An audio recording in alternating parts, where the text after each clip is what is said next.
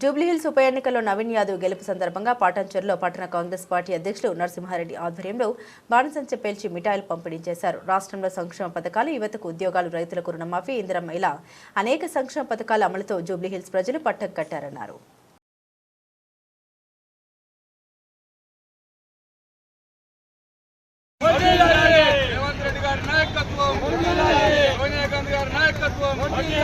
రాహుల్ గాంధీ గారి నాయకత్వం, మల్లికార్జున ఖార్గే గారి నాయకత్వం, మహేష్ కుమార్ గౌడ్ గారి నాయకత్వం.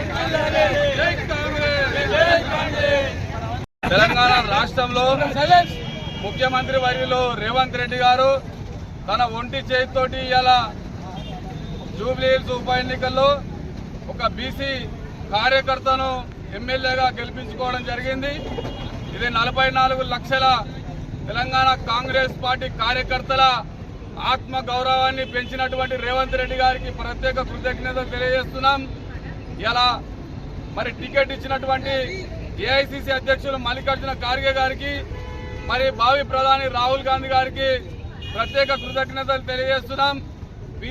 పిసిసి అధ్యక్షులు మహేష్ కుమార్ గౌడ్ గారికి కూడా ప్రత్యేక శుభాకాంక్షలు, అభినందనలు తెలియజేస్తున్నాం. ఈ రాష్ట్రంలో కోట్లాది మహిళలు ఉచిత బస్సు ప్రయాణంతో వారి ఆశీస్సులతోటి గెలిచినటువంటి అభ్యర్థి ఈరోజు 200 యూనిట్ల ఉచితంగా విద్యుత్ ఏదైతే ఇస్తున్నారో ఆ ఆశీస్సులతోటి గెలిచినటువంటి ఇలా కాంగ్రెస్ పార్టీ అభ్యర్థి. ఈరోజు 21,000 కోట్ల ఏదైతే రుణమాఫీ చేసిర్రో వారి ఆశీస్సుల, రైతన్నల ఆశీస్సులతోటి ఇలా కాంగ్రెస్ పార్టీని గెలిపించడం జరిగింది. అట్లాగే సంఘంతో ముఖ్యంగా మంత్రివర్యులు వివేక్ వెంకటస్వామి గారు, దామోదర్ రాజనరసింహ గారు, అట్లాగే ఉత్తమ్ కుమార్ రెడ్డి గారు, అట్లాగే ఉప ముఖ్యమంత్రి బట్టి విక్రమార్క గారు కావచ్చు, పొన్నం ప్రభాకర్ గారు కావచ్చు, అనేక విధాలుగా ఇలా శాయశక్తుల వారు కృషి చేయడం జరిగింది.